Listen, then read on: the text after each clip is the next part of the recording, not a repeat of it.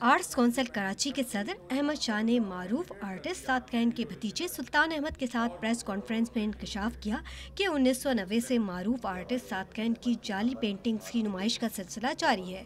انہوں نے حکومت سے مطالبہ کیا کہ اس گھناؤنے کاروبار میں ملوث لوگوں کے خلاف GIT بنا کر تحقیقات کی جائے۔ ہم نے رشید رضوی صاحب کا نام لیا ہے، وہ بہت بڑے وکیل ہیں، آپ کو پتہ ہوگا سپریم کورٹ بار کے اس وقت صدر ہیں۔ اس وقت یہ سب مسائل وہ دیکھیں گے۔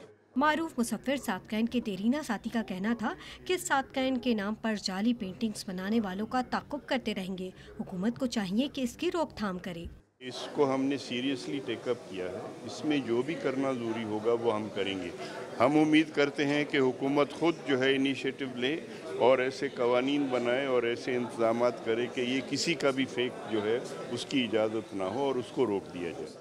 آرٹس کونسل کے صدر احمد شاہ نے کراچی آرٹس کونسل کی جانب سے صوبائی اور وفاقی حکومتوں اور تحقیقاتی اداروں کو خط لکھنے کا انتباہ بھی دیا۔ کیمرہ مین شاہ میر کے ساتھ نصرت وسیع، ڈان نیوز، کراچی۔